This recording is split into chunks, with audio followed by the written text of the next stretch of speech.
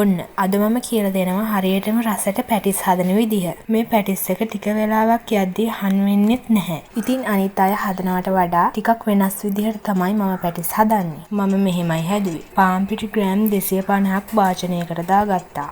ඊට පස්සේ කහකුඩු තේ හැඳි භාගයක් දාගත්තා. රස අනෝලුණු එකතු කරා. බටර් මේස හැන්දක් දාගත්තා. බිත්තරයක් එකතු කරා. දැන් මේ ටික කලවම් කරන්න. වතුර දැන්ම දාන්න එපා. විනාඩි 5ක් වගේ මේ ටික හොඳටම කලවම් කරන්න. පණ්ඩිත වෙලා වතුර දාන්න යන්න එපා. මේක කලවම් වුණාම වැලි වගේ හැලෙනවා. ඉතින් ඊට පස්සේ වතුර ටික ටික දාලා ඩෝ එක හදාගන්න.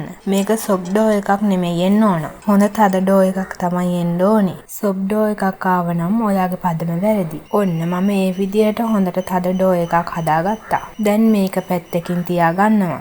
දැන් මම පැටිස් එක මැදට දාන මිශ්‍රණය හදන්න යන්නේ. මම මේ හදපු මිශ්‍රණය මාරම රසයි. පණ්ඩිත නොවි මේ විදියටම හදාගන්න මිශ්‍රණයක්. මුලින්ම පෑන් එකක් ලිපේ තියලා තෙල් තේ හැඳි දෙකක් එකතු කරා. ඊට පස්සේ අබ තේ හැඳි කාලක් එකතු කරා. අබ පුපුරද්දි චොප් කරගත්තු සුදු ලුණු බික් 7ක් එකතු කරා. බී ලුණු ගෙඩි භාගයක් එකතු කරා. ලොකු අවමිරිස් කඩලක් එකතු කරා. මේක ගොඩක් කර කරගන්න එපා. එතකොට රස නැහැ. මේක භාගයට බෙදීගෙන එද්දි කැරට් ගෙඩි භාගයක් එකතු කරා. ඊට පස්සේ මස් කරි 3-5 මේස හැන්දයි 3-5 තේ හැඳි එකමාරයි ගම්මිරිස් තේ හැඳි එකමාරයි කෑලිමිරිස් තේ හැන්දයි එකතු කරා. කුළුබඩු දාද්දි ලෝභ නැතුව දාන්න. එතකොට තමා හදන කෑම රස වෙන්නේ. මේක ටිකක් තැම්මුනාම පොඩි කරපු සැමන් එකතු කරා. ඒ වගේම පොඩි කරපු අලත් එකතු කරා. මම මේව එකතු කරේ මට අවශ්‍ය ප්‍රමාණයට. දාලා ගින්දර වැඩි කරලා හොඳට කලවම් කරා. මේක හොඳට කලවම් කරලා තැම්මුනාම ලීස් ටිකක් එකතු කරා. භාණ්ඩය අදි තමා ලීස් දැම්මේ. ලීස් දාපු ගමන් ලිපෙන් අයින් කරගන්න.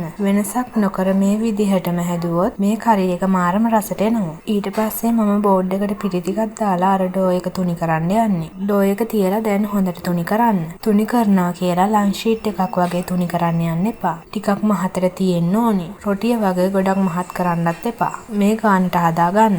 ඊට පස්සේ පැටිස් හදන කටර් එකෙන් රවුම් ටිකක් කපා ගත්තා. මේ විදිහට මම ඔක්කොම ටික හදාගත්තා. දැන් ඉතින් පැටිස් ෂීට් එකක් අරගෙන පැටිස් කටර් එක උඩින් තියන්න. ඊට පස්සේ හදාගත්ත මිශ්‍රණයෙන් ටිකක් අරගෙන මැදින් තියාගන්න. අයිනෙන් තියාගන්න එපා. වහද්දි පැටිස් එකේ හිල්ලෙයි. ඊට පස්සේ මැද නැති පැටිස් තමා කන්න වෙන්නේ. මේ මිශ්‍රණය තියලා මේ විදිහට පරිස්සමින් වහගන්න.